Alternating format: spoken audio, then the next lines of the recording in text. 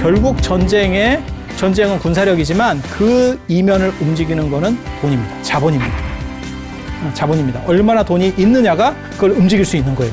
우리가 고려 때 몽고에 한 40년 동안 버틸 수 있었던 게 돈이 돌아서 그런 거예요. 돈이 안 돌았으면 바로 항복입니다. 합병하려면 두 집단은 반드시 죽여야 돼. 왕과 왕족, 성직자 죽여야 돼. 왕이나 왕족을 죽이는 건 안 어려워요. 힘들지 않아. 죽이면 돼.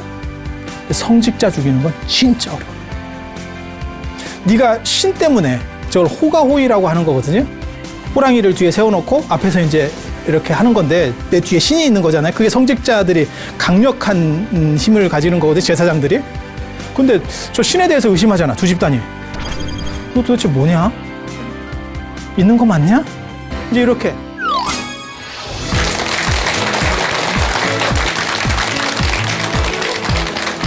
자, 안녕하세요.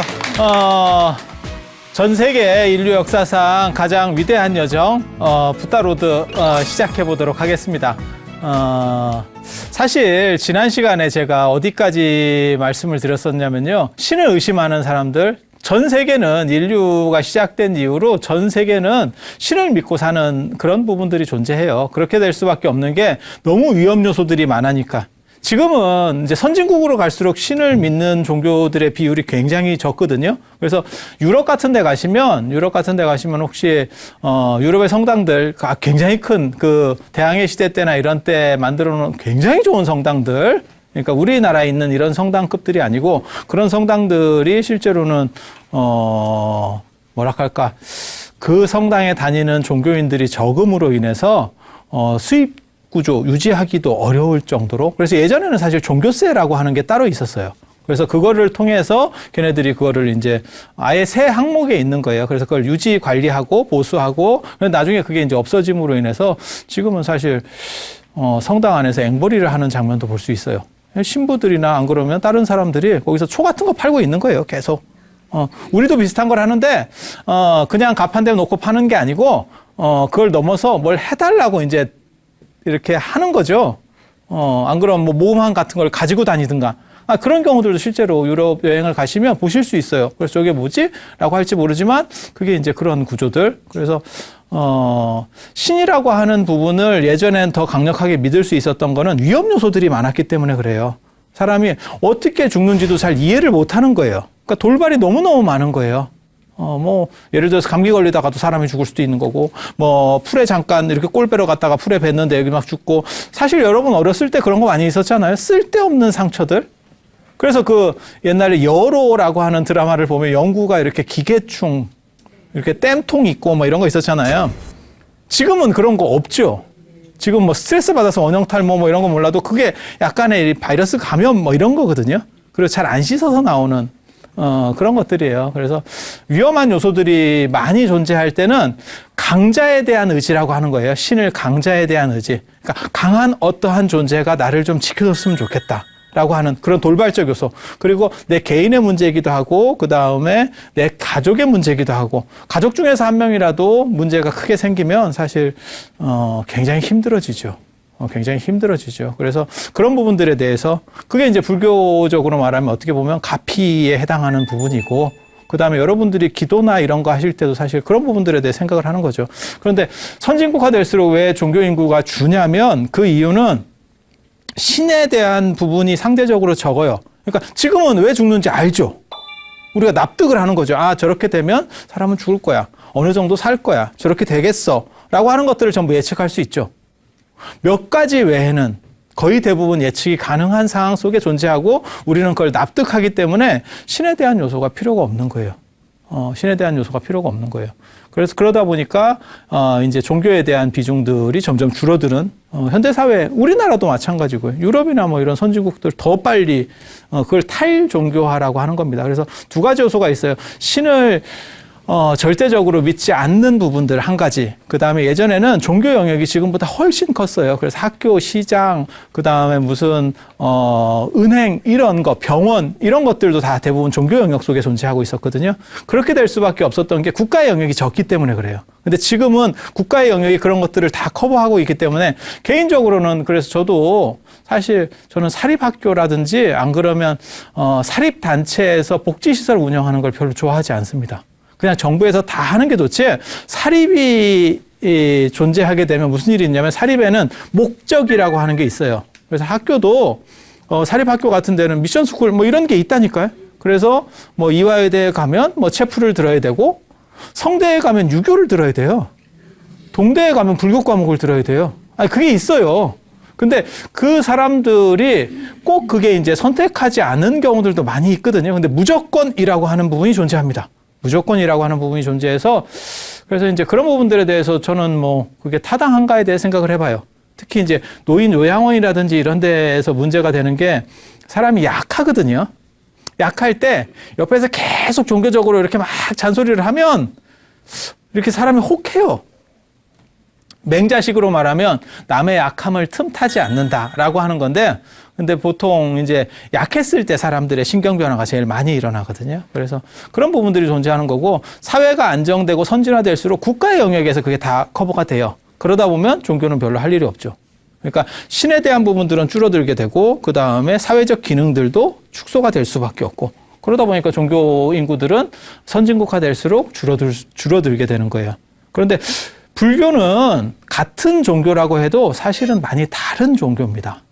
많이 다른 종교입니다. 왜냐하면 불교에서 말하려고 하는 거는 신을 믿으라가 아니고 너 자신이 어떻게 하면 행복할 수 있고 자유로울 수 있느냐. 사실 거기에 관점이 있는 거고 그걸 동양 종교라고 그래요. 그렇게 말하는 종교는 불교 말고도 유교, 그 다음에 도가 이런 부분들에서는 그렇게 얘기해요.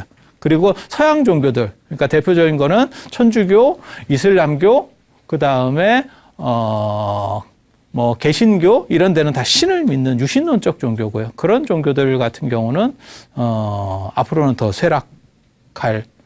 그러니까 우리나라에서는 이번에 종교인구 조사할 때 최근에 종교인구 조사할 때 뭐 개신교가 더 늘어났다 이렇게 해서 했는데 전 세계적인 추세는 선진국화 될수록 유신론적 종교들은 급격하게 줄어듭니다. 그런데 굉장히 재밌는 거는 명상이라고 하는 부분이 지금 우리나라에서 가장 지금 붐을 일으키는 것 중에 하나예요. 그래서 서울에서 제일 많이 늘어나는 것 중에 하나가 명상센터. 지금 현실을 얘기하는 거예요. 지금 그런 식으로 가고 있거든요. 그 얘기는 뭐냐면 사람들은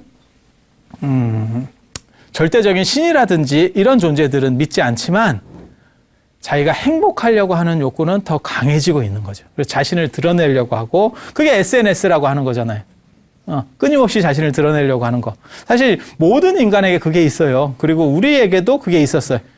우리가 사실은 유교 문화권이 동아시아 유교 문화권이 집단주의적 구조를 가지고 있거든요. 그래서 자신을 잘 안 드러내는 이라고 하는 속성이 존재하지만 이율배반자에게도 자신을 드러내는 부분이 존재해요.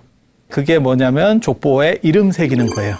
그래서 우리 모든 사람들이 사실 역사에 이름을 새길 수 있으면 대단한 사람이겠죠. 하지만 역사에 이름 쓸 수 있는 사람이 몇 없거든요. 그래서 제가 그런 얘기 하는데, 지금 볼 때는 역사책에 별 볼 일 없게 나오는, 한두 줄 나오는 사람도 진짜 그 당시에는 대단한 사람들이다. 그런 사람들만 압축된 게 역사고, 우리는 뭐 그런 데 들어갈 수가 없잖아요. 그러니까 어떻게 해야 돼요? 개인 방송을 해야지. 그게 족보예요.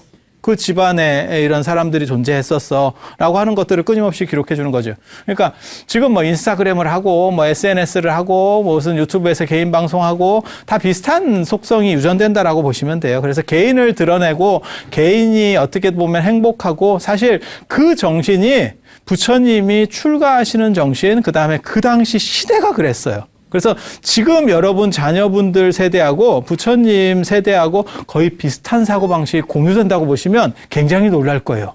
그리고 중국에서는 그런 식의 시대가 열리는 게 당나라 때예요. 당나라 중기 정도가 되면 그런 자유적인 시대. 그 다음에 그렇게 되면 뭐가 기반이 돼야 되냐면 일단 경제력이 기반이 돼야 돼요. 사실 여러분들이나 안 그러면 여러분 윗세대 어른들이 고생을 진짜 칙싸게 하셔가지고 그냥 한 것도 아니고 진짜 막 칙싸게 해가지고 이 나라를 맨 밑에서 지금까지 올려놓은 거예요. 그거는 전 세계적으로 없는 대단한 일입니다. 그렇게 힘들게 해놓은 거예요. 그렇게 하고 난 뒤에 이제 어느 정도 이제 먹고 살만해지니까 사람들이 행복이라고 하는 걸 여러분들 세대만 하더라도 여러분 어렸을 때만 하더라도 그런 건 배부른 투정이라고 했었던 시절이 있어요. 그리고 실제로 뭐 조깅하고 이런 거 처음에 무슨 공원 같은데 안 그러면 저거 한강 옆에 이렇게 뚝 같은데 거닐고 있고 이러면 저거 뭐 밥 꺼진다고 하고 그러던 시절들도 있었어요. 저게 무슨 쓸데없는 짓이래 라고 말하던 시절을 어렸을 때 여러분도 봤고 저도 봤었던 거예요. 그런 데서부터 시작해서 지금은 이제는 어떻게 보면 살이 평생의 적인 시절이 된 거고 이게 살과의 전쟁, 그죠? 그거는 진짜 몽골을 이기는 것보다도 힘들어. 지금 그런 상황이 된 거고. 그래서 부처님이 오시기 전에 무슨 일이 벌어지냐면 저번에 제가 얘기한 것처럼 신에 대한 의심들, 그 배경들이 있는 거예요. 하루아침에 어떤 사람이 생겨나는 게 아니고 그 흐름이라고 하는 것들이 존재해요. 흐름이라고 하는 것들이 존재해요. 그래서 제가 지난번에 그런 말씀을 드렸었잖아요. 신을 의심하는 세 종류의 사람들. 그래서 맨 처음에 중요한 사람은 상인. 상인에 의해서 대상들이 이렇게 다니면서 이제 무역을 하다 보니까 새로운 것들을 막 듣게 되고 그렇게 되는 그런 상황에서 과연 신은 존재하는가? 그 다음에 이 상인들이 만든 것 중에 하나가 또 뭐가 있냐면 이상 세계는 이 세계에 없다라고 하는 것도 상인들이 찾아낸 거예요. 옛날에는 우리 이제 그리스 로마 신화나 이런 거 다 보면 신화가 진짜 오래된 거는 지옥이 땅 위에 있어요. 땅 위에 지옥이 있다니까. 천국도 땅 위에 있고 지옥도 땅 위에 있어요. 정확하게 말하면 안쪽은 이게 천당이 되는 거고 신들의 세계고 바깥쪽으로 갈수록 여기가 지옥이에요. 변방으로 갈수록 이렇게. 옛날 사람들은 다 이렇게 생각했어요. 땅 위나, 그러니까 쉽게 말해서 땅 밑이나 하늘 위에 뭔가 산다라는 생각 잘 못했어요. 그래서 맨 처음에 사고는 여기서 시작돼요. 그리고 이게 이제 상인들에 의해서 저런 것들이 존재하지 않는다는 게 다 깨져요. 그래서, 그리스 로마 신화나 이런 데 보도 저런 얘기들이 나오는 거죠. 그러니까 헤라클레스가 어디 이렇게 막, 역경들을 뚫고 갈 때 보면 지옥에도 왔다 갔다 해요. 하데스의 세계를 왔다 갔다 한다니까. 그러니까 죽었다 살아난다는 얘기가 아니에요. 그게 죽었다 살아나는 게 아니고 갈 수 있는 거예요. 갈 수 있는 거예요. 이런 식 세계관을 가져요. 인도도 이런 식 세계관을 가졌어요. 이런 것들이 나중에 언제 다 바뀌냐면 기원 전후쯤 되면 이제 다 바뀌기 시작해요. 왜? 상인들이 다녀보니까 그런 데는 없어요. 옛날 사람들은 그렇게 생각한 거야. 어디 가면 젊음을 유지하는 샘물이 있고 그거 한번 완샷하면 안 죽고 막 평생 산다더라. 되게 재밌지? 뭐가 재밌어요? 그 당시만 하더라도 오래 사는 게 진짜 좋고 안 죽는 게 진짜 원이었는갑다. 근데 지금은 이제 시절이 너무 오래 살아가지고 오래 사는 게 꼭 좋은 것만은 아니다라고 하는 걸 생각해 보는 시절이 된 거고. 자, 그래서 상인들이 하는 역할들이 많아요. 그래서 요쪽 사람들이 하나 있고, 그 다음에 군주, 왕이 이제, 나라가 어느 정도 도시국가가 갖춰지고, 힘을 쓰면서 이웃 나라를 정복하면서, 이제, 다른 종교들을 이제, 이렇게 공격을 해야 될 수밖에 없는 그런 상황들이 연출이 되는 거죠. 그래서 예전에는 여러 집단들이 이렇게 싸우다가, 이쪽 집단이 최고로 이기잖아요? 그러면 그 밑으로 들어가는 집단들이 종교 피라미드도 만들어요. 신의 피라미드. 어떤 신을 정점으로 밑에 신들이 이렇게 쭉 배치되는 게 실제로는 극복하기 쉬운 신들.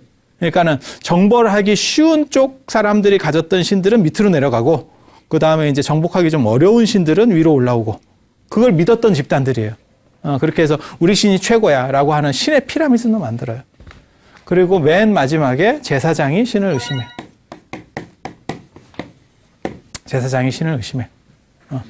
제사장은 신을 모시는 사람인데 신을 의심하나요? 근데 이게 아이러니하게도 이런 경우들이 많이 있습니다. 예전에 소나 번제 이런 얘기 들어보셨어요? 어떻게 하는 거냐면 신이 하늘에 있다라고 생각을 하는 거예요. 하늘에. 그러면 이걸 어떻게 받을까요? 신에게 어떻게 공급해 줄까요? 뭔가 이렇게 선물? 안 그러면 무슨 뭐 공양? 뭐 이런 걸 올리려면 어떻게 해야 될까요?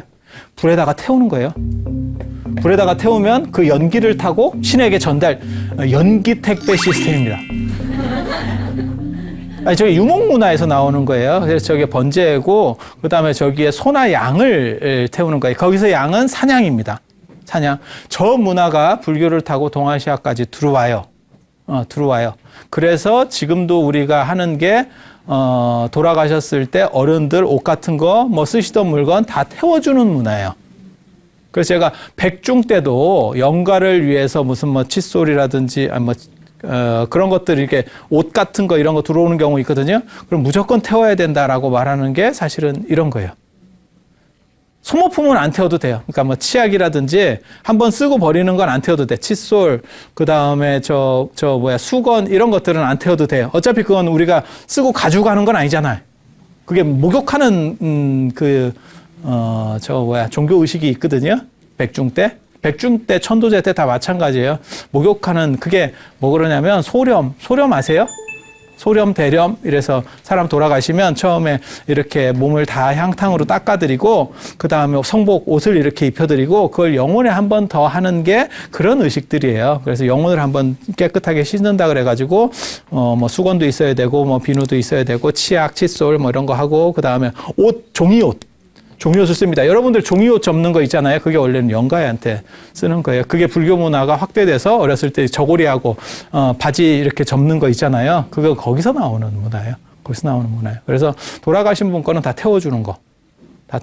지전도 다 태워주는 거. 안 태워주면 가져갈 수가 없어요. 그렇게 해서 이게 유목문화입니다. 유목문화. 그래서 구약에서도 이런 얘기들이 많이 나오죠. 그래서 아브라함은 지 아들까지 태우려고 했다잖아요. 불에 꼬시려고. 그래서 이렇게 해서 전달된다라고 하는 것 때문에 예를 들면 소를 100마리를 태워. 불에다 태워. 그게 이제 신에게 100마리를 택배로 보내는 거예요. 보내는 방식이에요. 예를 들어서 왕이야. 내가 왕이야. 그러면 이번에 저 나라랑 전쟁을 하는데 고대 전투는 굉장히 이게 들쭉날쭉합니다. 지금 현대 전쟁은 이 두 나라가 딱 붙으면 어느 나라가 이기겠어? 라고 하는 게 견적이 바로 나옵니다. 그러니까 요행수라도 예를 들어서 그냥 어떻게 들릴지 모르겠지만 요행수라도 사실 우리하고 중국하고 이렇게 부딪히면 우리는 중국을 이기기 힘듭니다. 지금 현재 전쟁이라면. 근데 예전에 덜컥수가 나왔었죠. 그게 고구려 때. 안시성 싸움. 안 그러면 우리가 살수대첩이라고 하는 게 그건 고대 전투니까 가능한 거예요. 현대 전투면 불가능합니다. 그러니까 운이 좋다고 미국하고 전쟁을 해서 우리가 이길 수 있고 불가능하다는 얘기예요. 현대 전투는 불가능해. 하지만 고대 전투는요, 이런 덜컥수들이 있어요. 전혀 생각지도 않게 뭐 매복이라든지 이런 거에 의해서 갑자기 막 급변하는 거예요, 상황이. 그러다 보니까 우리가 이긴다라고 생각하고 전쟁에 뛰어들지만 임금 입장에서는 불안해요. 그러다 보니까 어떤 일이 벌어지냐면 신에 대한 가호가 필요한 거죠. 그래서 제사장한테 뭐라고 얘기하냐면 기도를 해라. 이기고 나면 내가 소 100마리, A급, 툭불 한우로 100마리를 내가 신에게 공양을 올리겠다. 뭐 그건 뭐 별거 아니죠. 뭐 1000마리도 할 수 있는데, 왜냐하면 수만 마리를 이기면 내가 얻는데 그 중에서 몇 프로 띄워주는 거는 크게 대단할 게 없잖아요. 그렇게 해서 제사장한테 얘기를 하면 제사장이 오케이를 해서 이게 이기게 되면, 전쟁에서 이기면 왕은 그 약속을 지킵니다. 그래서 100마리를 보내는 거예요. A급 100마리. 근데 제사장 입장에서는 A급 100마리를 불에다가 다 번제로다가 구워버리면 남는 게 없죠. 근데 왜 남겨야 되죠? 종교인이 그렇게 제사장에 돈이 필요할까? 어때? 왜 남기려고 할까? 권력과 돈은 비슷하게 가는 거거든요. 제사장도 자기 자리를 위치하는 통치 자금이라고 하는 게 필요해요. 그러니까 그 밑에 사람들을 관리하는 관리 비용 같은 게 든다니까요. 예를 들면 내가 대제사장이야. 그럼 밑에 사람들이 이렇게 회식하고 이러면 밥값이라도 내야 될 거 아니요. 아니 그렇지 않아요? 밥값 안 내고 자 n분의 1로 합시다. 이러면 잘 안 모여요. 그 다음부터 사람들이. 그러니까 계속 모이게 하려면 계속 밥값을 내야 돼. 아니 그렇지 않나요? 뭐 그런 거예요. 그래서 이런 게 이제 종교에서도 그런 비용이 듭니다. 그런 비용이 존재합니다. 조직은 다 마찬가지예요. 그래서 이런 식의 비자금을 만들기 위해서 제일 쉬운 방법은 뭐가 있을까요? 몇 마리 빼는 거죠. 왕이 쉬겠어요? 처음에는 빼진 않아요. 왜? 뺀다는 건 약간 두려우니까. 처음에는 A급 써야 될 걸 B급으로 몇 마리를 물타지. 왕이 A급인지 B급인지 뭐 검사표를 다 보겠어요? 그러니까 불에 태우면 완전 몸지잖아요. 경기 끝. 그렇게 해서 좀씩 이제 해가지고 자기 위치를 계속 유지해 가는 거죠. 그러다가 무슨 생각이 드냐면, 이 정도 갖고는 안 되겠다. 아예 몇 마리를 빼야겠다. 소 한꺼번에 몰아서 불 태우는데, 일일이 누가 이걸 쉬고 있겠어. 잘 안 되죠. 그래서 뭐 이렇게 좀 빼고, 한두 번 뺐을 때 무슨 생각이 들었을까요? 신이 나에게 어떻게 하는 게 아닐까? 근데 자기는 합리화를 시키는 거죠. 뭐라고 합리화시키냐면 내가 내 사적인 이익을 취하기 위해서가 아니고 이 지금 해당 종교, 당신을 위해서, 신을 위해서 내가 지금 이런 일을 하고 있는 거다라고 합리화를 시키는 거예요. 그렇게 해서 처음에는 한두 번 했는데 나중에 이제 간이 커지면 이제 몇 마리를 빼고 한 90마리만 태우고 이런 식으로 하다 보면 그런 식으로 점점 발전하는데도 신이 한 번도 너 이번에는 너무 심한 거 아니냐? 이렇게 말을 해야 되는데 한 번도 나타나는 적이 없는 거죠. 그럼 무슨 일이 벌어질까요? 야, 이게 있나? 진짜 존재하나? 왜 한 번을 안 나오냐? 이런 생각을 하는 거예요. 이런 생각을 하는 거예요. 그래서 야, 이게 조금 그런 것 같은데? 라는 생각을 이제 하게 되는 거죠. 그리고 이 제사장들이 효율성을 높이려고 인도는 그렇게 했어요. 근데 제사 만능주의라는 게 있어요. 제사 만능주의.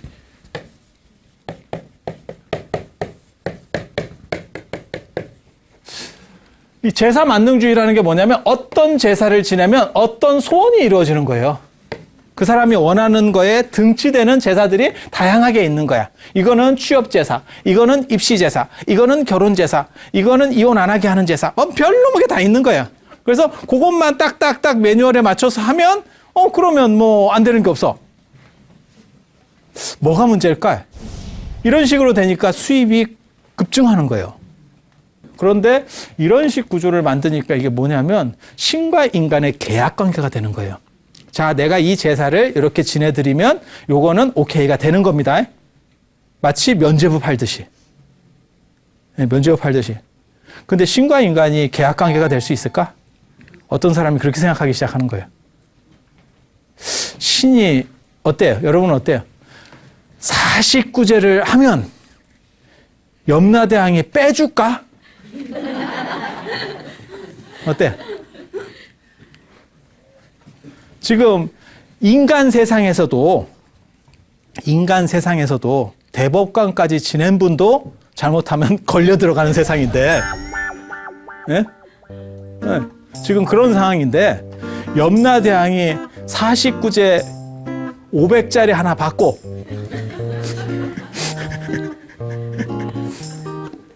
광복절 특사도 500원 더 하겠다. 근데 그걸 받고 빼줄까? 그러면 사후세계 심판이나 법리라고 하는 건 완전 다 무너지는 거 아니에요? 그 체계가?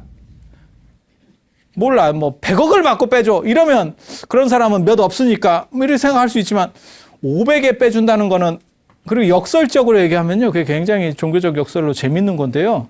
500에 빼주면 착하게 살 사람이 없습니다. 그냥 자기 편한 대로 살고 500만 이순재 보험 같은 거 하나 들어가지고 500만 나오게 하면 돼.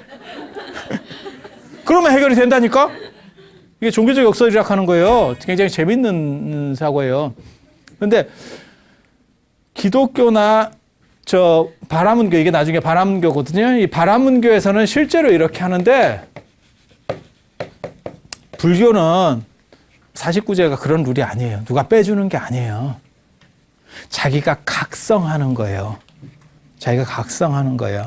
그래서 사십구제나 천도제나 다 마찬가지예요. 뭐 지장보살이 빼주고 뭐 누가 빼주고 이렇게 하는 룰이 아니고요. 그 의식을 통해서 거기서 경전이라든지 부처님 말씀 중에서 중요한 대목들을 읽어줘요. 그래서 그걸 읽는 과정에서 자기가 내 생각이 잘못됐구나 라고 하는 거를 한번 틀어서 스스로 떠나가는 거예요. 그러니까 구조가 다릅니다. 구원자가 있는 게 아니에요. 구원자가 있는 게 아니에요. 그래서 논리구조가 완전히 달라요. 논리구조가 완전히 달라요. 그러면 살았을 때까지도 잘 몰랐던 게 갑자기 죽은 뒤에 그걸 알아들어? 금강경도 읽어주고 화엄경 중요한 대목, 뭐 법화경 중요한 대목, 뭐 열반경 중요한 대목 거기 그런 것들이 다 나오거든요. 그러면 그걸 알아듣나? 어때? 여러분들 금강경 읽을 때 그 생각 안 해보셨어요? 한문으로 읽잖아요. 나도 못 알아듣는데 죽은 우리 아버지가 그걸 알아듣겠어요? 어때? 그치? 알아들어요. 그래서 귀신같이 알아듣는다는 거예요. 왜냐하면 사람은 소리로 알아듣는데 이렇게 돌아가신 분이나 이런 분들은 느낌으로 아는 거예요. 그래서 그 에너지를 받아들이는 거예요. 에너지를 받아들이는 거. 그리고 이 몸이 없으면 훨씬 어떻게 보면 생각이 잘 바뀌어요. 생각이 잘 바뀌어요. 마치 꿈이 우리가 꿈꿀 때는 예를 들어서 뭐 이렇게 내가 자고 있는데 어떤 꿈을 꾸고 있어. 근데 얼굴에다가 이렇게 물방울 같은 걸 스포이드나 이런 걸로 이렇게 뚝뚝 떨어지잖아요. 그럼 실제로 그런 실험들이 있었어요. 꿈에서 물꿈으로 바뀌어요. 물꿈으로 바뀌어요. 감각이 오면 생각이 바뀌니까 그게 꿈을 어떤 흐름을 바꿔가는 거예요. 그래서 이게 육체가 없으면 영혼만 있을 때는 훨씬 이렇게 생각의 틀이 잘 바뀌어요. 잘 바뀌어요. 그런 걸 생각하시면 돼요. 그래서 뭔가 이렇게 좀 각성해주고, 그래서 제가 그런 거 재지낼 때 저는 뭐라고 얘기하냐면 마지막 장엄 연불 하고 아미타불 연불 할 때 가족이 해주는 게 이 부분은 스님보다도 가족이 해주는 게 더 좋습니다. 왜냐면 가족이 기질이 통하기 때문에 그 장엄 연불은 다 같이 하거든요. 나무 아미타불 하면서 이렇게. 그래서 그 사람을 어떻게 해서든지 각성시켜줘야 돼요. 그리고 각성해서 잘 가면 훨씬 느낌이 좋아요.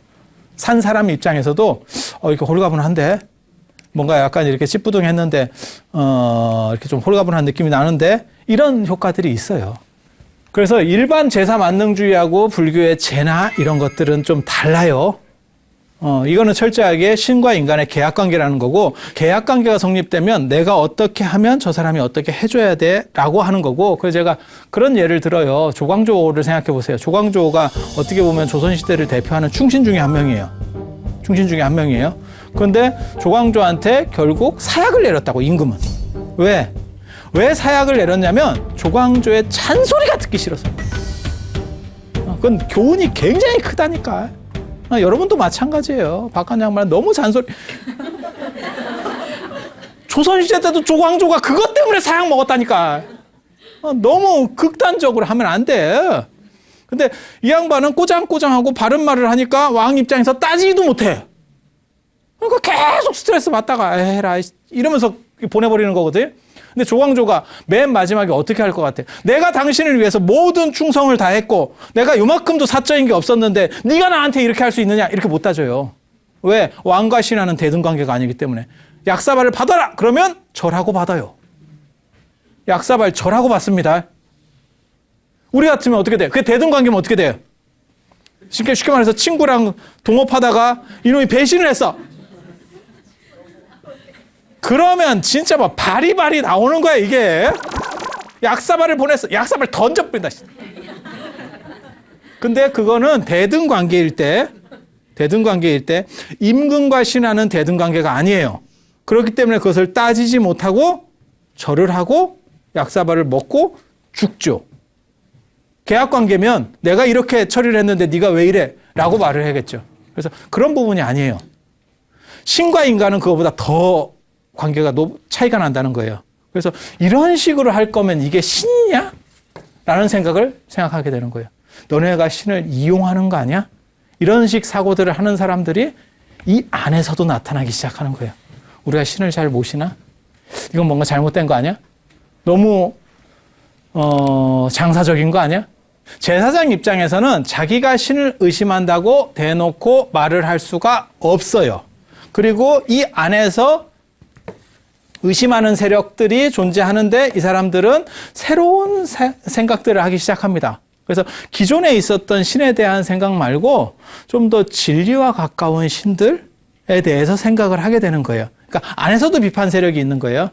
당시에 신분제 같은 경우는 인도 같은 경우는 제사장이 맨 위에 있고 브라만, 그 다음에 크샤트리아라고 하는 왕족이 있고, 그 다음에 바이샤라고 하는 귀족이 있고, 평민. 이 평민의 대표가 자본가예요. 자본가, 상인, 자본가. 이렇게 세 종류의 가장 강력한 사람이 있었던 거고, 이 셋 다 신을 의심하게 되는 거예요. 그리고 그것을 처음으로 추동시킨 사람들은 상인, 자본가인 상인들.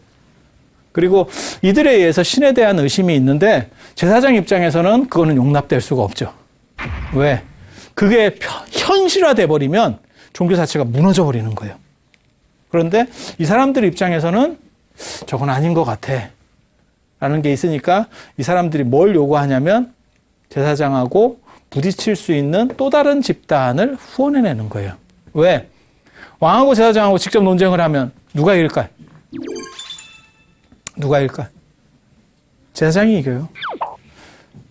상인 머리 좋잖아. 자수성가한 상인하고 제사장하고 저런 신과 같은 걸로 논쟁하면 누가 이길까? 에? 제사장이 이겨요. 왜? 제사장은 저게 직업이잖아. 말 못해서 죽은 귀신이신 사람들이거든요.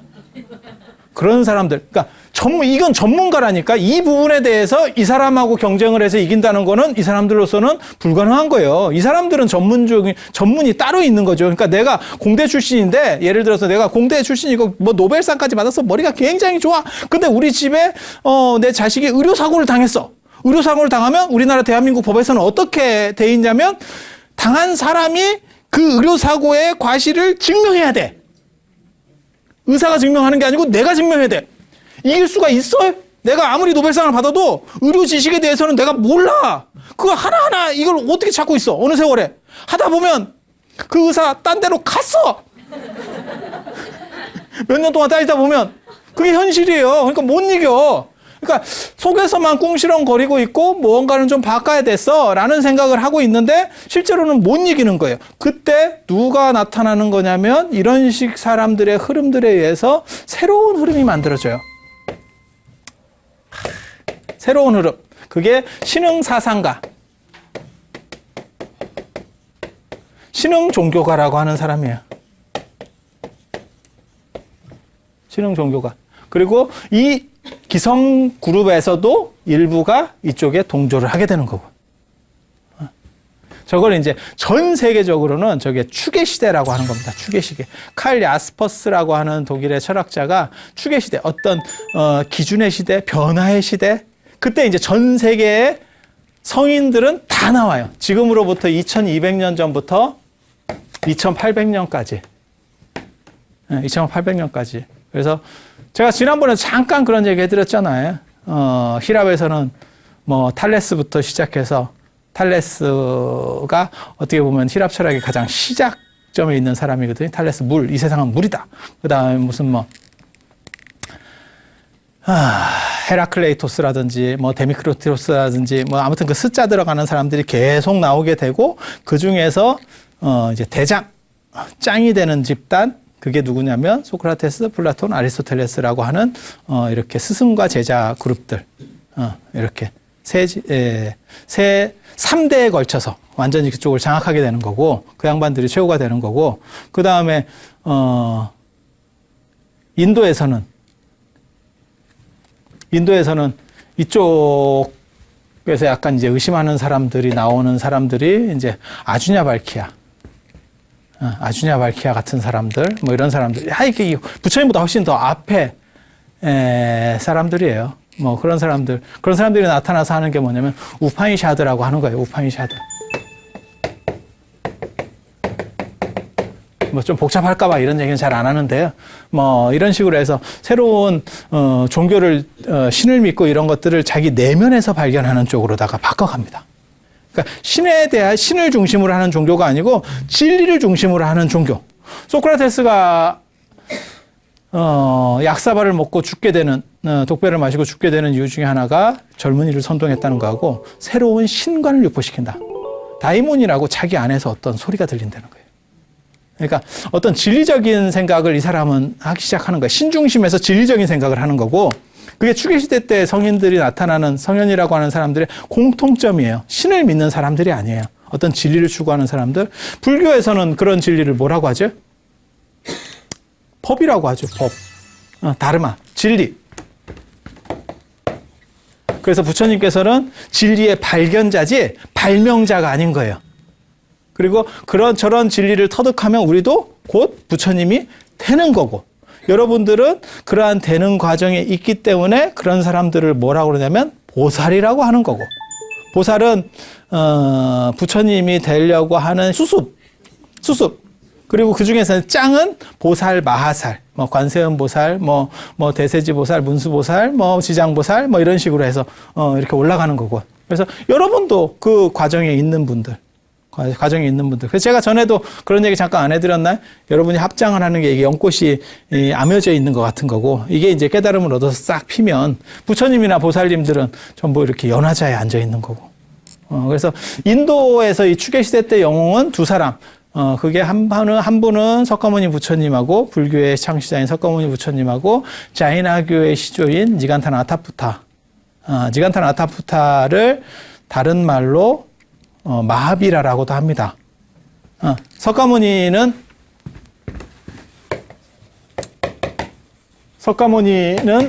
붓다로다가 대명사로 붓다라고 쓰이는 거고 이게 불이고 우리식으로 말하면 불이고 그 다음에 마하비라 자이나교의 니간타나타푸타 나타푸타라고 하는 사람은 마하비라라고 불려요. 이 마하비라가 무슨 뜻이냐면 대웅입니다. 대웅전 할 때 대웅이에요. 위대한 영웅. 마하비라라는 게 저 뜻이에요. 그래서 한국 불교 아니면 동아시아 불교에서 가장 미스테리한 사건 중에 하나가 제가 지금도 그런 부분에 관련해서 책을 쓰고 있는데 미스테리한 부분 중에 하나가 왜 하필 부처님을 대웅전이라고 했을까? 우리가 지금 대웅전이라고 하잖아요. 그 석가모니 부처님이라고 쓰잖아요. 근데 이거는 원래 맨 처음에 이 두 분이 활동할 때는 같이 쓰였던 표현이에요. 부처님도 마하비라라고 썼었고 붓다도 아니죠. 마하비라한테도 니간타나타푸타한테도 마하비라라고 썼었어. 그런데도 불구하고 나중에는 서로 이렇게 특화되는 용어들이 있거든요. 그러니까 어떤 종교에 특화되면 그 외에는 잘 안 써. 예를 들면 복음이라고 하는 표현이 있어.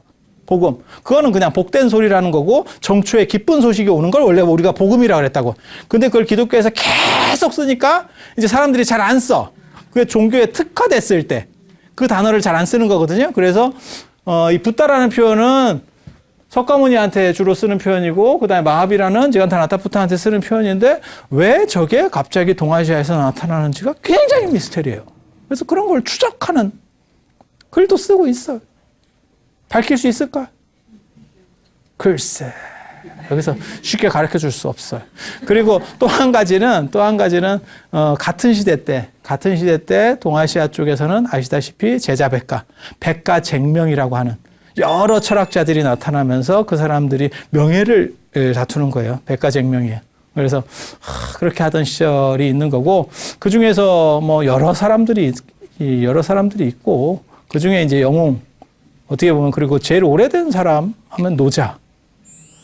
몰라요. 노자를 제일 오래된 사람으로 놓을 수 있을지는 잘 모르겠어요. 유명하지만 이 사람이 실존 인물인지 정확하게 분류가 안 되는 인물들이 몇 있어요. 그게 가장 대표적인 게 노자,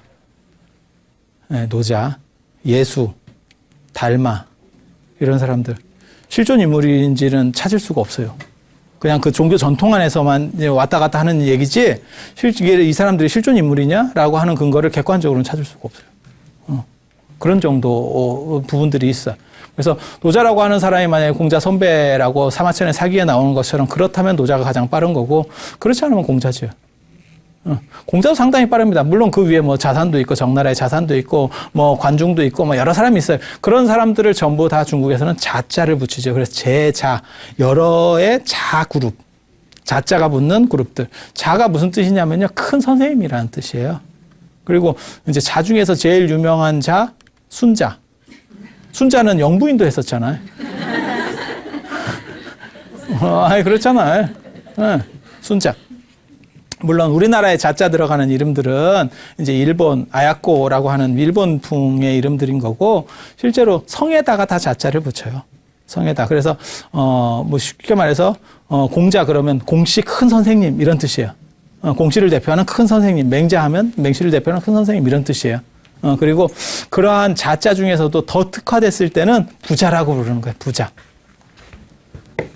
아니 돈 많아서 부자가 아니고 자자를 특징시켜서 대웅전 할 때도 대웅전보다 더 한 단계 더 높이면 대웅보전 하듯이 이렇게 부자.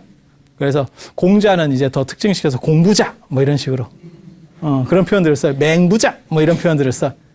그래서 이런 식 흐름들이 있는 거고 이런 사람들이 다 추계시대 때 나온 성인들이고 이런 추계시대 때의 특징은 뭐냐? 추계시대 때 나오는 성인들의 특징은 뭐냐? 인간 중심적인 거고 그 다음에 철학적이고 진리적이에요. 그래서 공자 같은 경우는 뭐라고 얘기하냐면 논어에 실제로 그렇게 되어 있어요. 하늘이 무슨 말을 하더냐. 이게 굉장히 애매한 말이거든요. 그런데 약간 인격적 신에 대해서 비판하는 걸로도 해석될 수 있어요. 노자는 도덕경에 뭐라고 나오냐면 도라고 하는 것은 진리라고 하는 것은 상제지성이다. 옥황상제보다도 먼저 있는 거다. 그러니까 진리 중심적인 거예요. 그러니까 신이 중심이 아니고 진리가 중심되는 세상을 말하는 게 이 성인들이에요. 그래서 제가 뭐라고 얘기하냐면 예수는 성인이 아니다 이렇게 얘기하거든요. 신 중심자는 저런 그룹에 못 들어가요. 연대도 다르고. 그게 2200년 전부터 2800년 사이에 앞다퉈서 나오고 그중에서 각 동네 짱들이 있는 거예요. 소크라테스, 플라톤, 아리스토텔레스, 그 다음에 붓다, 마하비라, 이쪽에는 노자, 공자. 그리고 그런 사람들을 우리가 어떻게 보면 성현이라고 부르는 그런 사람들. 하나의 종교나 학파나 철학의 창시자들. 공자 같은 경우는 가장 핵심 철학이 뭐냐면 인이잖아요. 이걸 정다산이 다산 정약용이 해석할 때 뭐라고 그 당시 고정학이 유행할 때 뭐라고 해석했냐면 사람, 이건 사람이고 사람이 두 사람.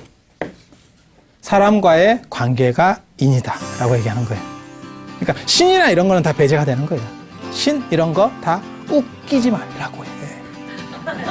라고 말하는 게 철학의 시대, 종교의 시대, 새로운 종교의 시대. 그게 추계 시대예요. 그래서 그런 이야기들을 해드릴 거예요. 그러니까 불교도 신이 있어요. 유교도 신이 있어요. 근데 신이 맨 위에 있느냐? 그렇지 않아요. 그 위에 진리가 있는 거예요. 그리고 신은 이 진리 밑에 있는 거예요. 천왕문에 가면 앉아 있습니다. 맨바닥에 앉아 있는 건 아니고 의자에 앉아 있어요. 이렇게 앉아가지고 의자에 이렇게. 그리고 이제 밑에다가 이제 뭐 밟고 있고. 이유가 뭐겠어요? 당신 영역이잖아요. 거기서는 앉아 있는 거예요. 자기가 주인공이니까. 그리고 더 센 사람 밑에 가면 서 있는 거죠. 불교의 이상세계에는 공부를 해야 된다는 조건이 있어요. 그래서 극락이 공부하는 데예요. 그래서 공부 싫어하는 사람 가면 지옥이 나요. 그게 생지옥이다. 환경의 문제가 아니고